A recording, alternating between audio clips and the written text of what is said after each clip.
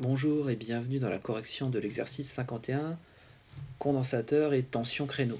Donc on a un condensateur de capacité C, donc comme ça, un dipôle ohmique, c'est-à-dire une résistance, deux résistances R qui sont montées en série. L'ensemble est branché aux bornes d'un générateur de tension créneau. Donc un créneau. Donc c'est un générateur, avec tout ce que ça comporte. Donc un courant I. Voilà.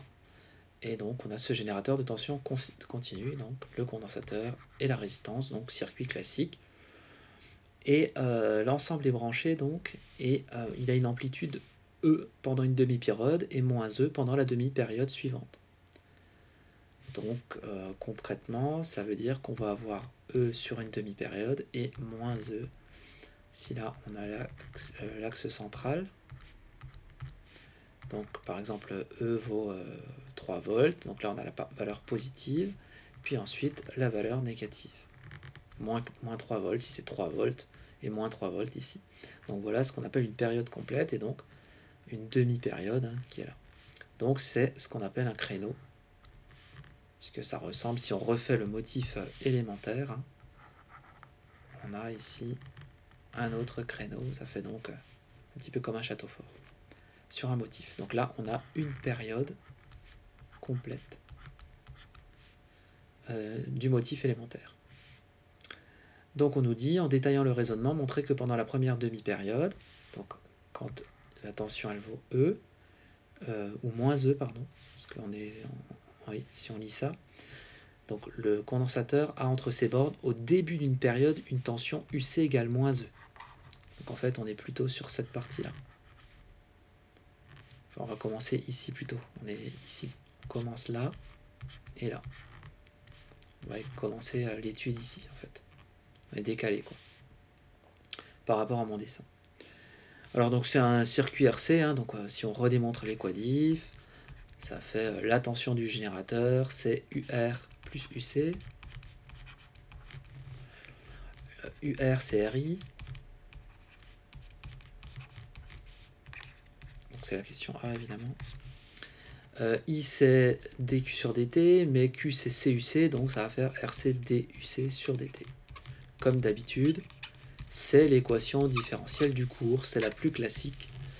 Et puis, comme on n'aime pas la laisser comme ça, on divise tout par RC. Et on obtient véritablement l'équation différentielle classique.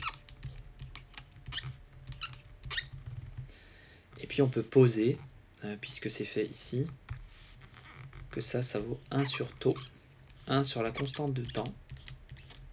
Donc tau vaut RC. C'est vraiment le cas du cours. On peut montrer que ça a la dimension d'un temps, comme on l'a fait dans le cours. Et donc les solutions de cette équation sont du type UC de t est égal à a exponentielle moins t sur tau, plus la solution particulière. La solution particulière, rappelons-le, on cherche quand la tension UC finalement est devenue une constante, c'est-à-dire quand on a un temps très grand. Donc si c'est une constante, la dérivée est nulle, puisque la dérivée d'une constante vaut 0, et on isole UC, ça fait donc E. Donc on a la solution particulière. Comment on cherche maintenant la valeur de la constante A? On regarde les conditions initiales. Et là, attention, la condition initiale est écrite ici.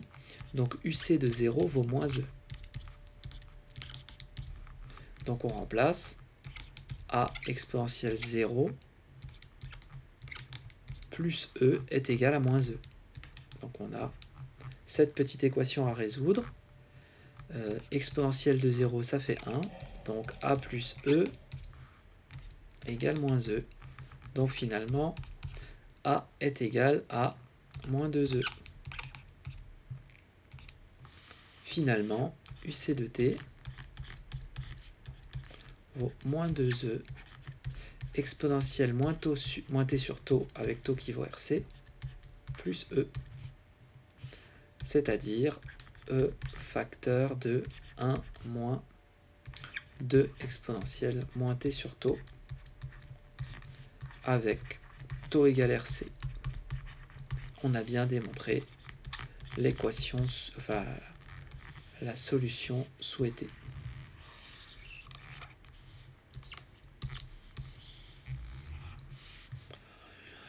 Ensuite, on enregistre la tension UC, on obtient la courbe rouge du graphique suivant, donc voilà la courbe.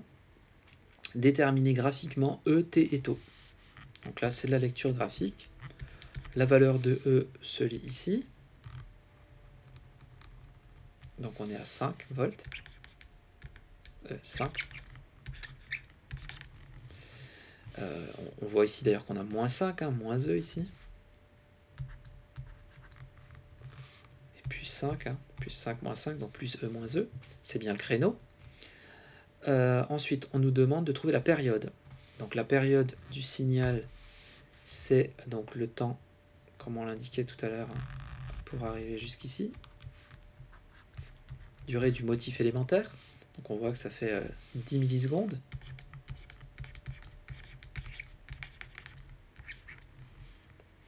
Et puis, taux, la fameuse constante de temps, donc qui n'est pas toujours très aisée à lire. Donc là, le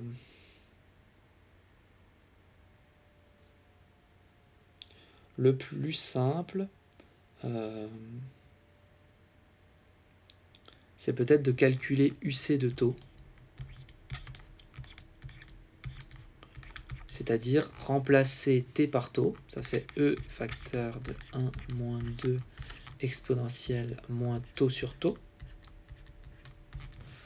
ce qui nous fera donc 1. E facteur de 1 moins 2 exponentielle moins 1. E vaut 5. À l'aide de la calculatrice, on calcule une valeur approchée. Fait à peu près 1,3 volts. Donc ensuite, eh bien, il nous suffit de nous placer à 1,3 volts. Alors là, j'avoue que ce serait bien d'avoir la courbe plus grande. Donc on est à peu près ici, à 1,3 volts.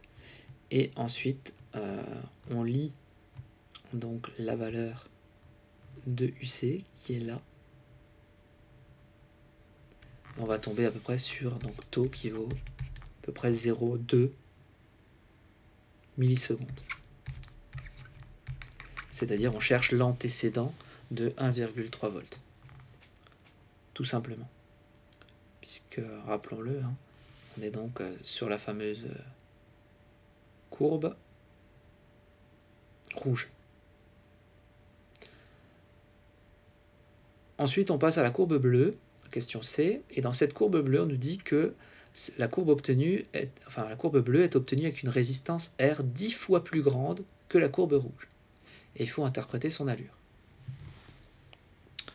Alors, on va effacer.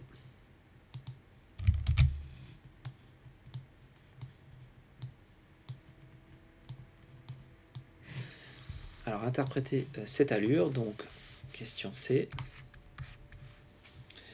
Eh bien, donc on voit que R a augmenté. Même fortement, puisque elle est 10 fois plus grande. Ça, c'est l'énoncé. Et on voit que la courbe bleue, finalement, eh bien, en fait, la charge n'a pas le temps de s'établir. Ça paraît assez logique, puisque taux, la constante de temps, c'est RC. Et bien, si on multiplie R par 10, 10R, ben, taux a été aussi multiplié par 10. Hein. Le nouveau taux, le taux prime, c'est 10 fois l'ancien.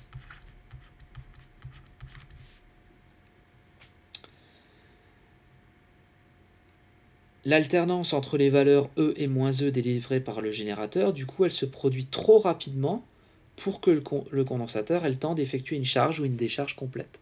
Donc en fait, le condensateur n'a pas le temps de se charger correctement et qui doit déjà se décharger. Donc on a une charge et une décharge incomplètes.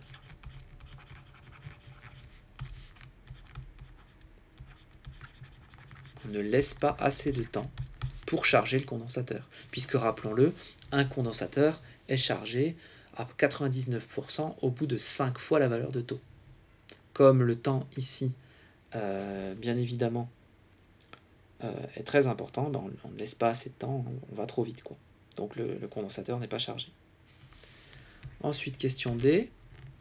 Dessinez l'allure de la courbe UC, UC de T dans le cas où taux est très supérieur à grand T. Alors, taux qui vaut RC, imaginons qu'il soit très grand devant la période. Donc si on est très grand devant la période, eh bien la tension borne du condensateur, eh bien elle sera pratiquement nulle en permanence. Puisque là encore, on aura une tension vraiment misérable. Donc en fait, UC sera pratiquement égal à 0. UCT en fonction du temps. Donc là, c'est vraiment un cas limite, hein, un cas extrême. C'est un peu comme si on étirait cette courbe bleue là très fortement. Si on l'étire très fortement vers la droite, et bien finalement elle devient toute plate. Hein. On la ratatine tellement que finalement le condensateur, hein, on le voit bien, quand, ici si on la tire tellement cette courbe, et bien à un moment donné on va tendre vers 0, quoi. Ensuite, question E. On dit parfois pour les hautes fréquences, un condensateur se comporte comme un fil. Justifier cette affirmation à l'aide de ce qu'il précède. Eh bien, si la fréquence augmente, si f augmente, alors les périodes diminuent.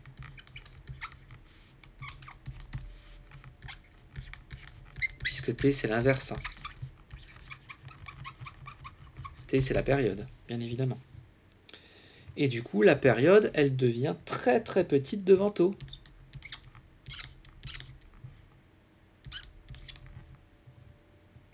C'est exactement le cas inverse. Donc du coup, la tension aux bornes du condensateur, elle est quasiment nulle, ce qui est le comportement d'un fil. On est exactement dans le même cas. Donc, la tension devient nulle, d'après la question d'avant. Hein. C'est le cas d'un fil, puisque là, dans un fil, la tension est nulle aux bornes d'un fil. Donc, à haute fréquence, un condensateur se comporte comme un fil. HF, c'est haute fréquence. Un condensateur, c'est finalement la même chose qu'un fil. Voilà pour cet exercice. Bon courage!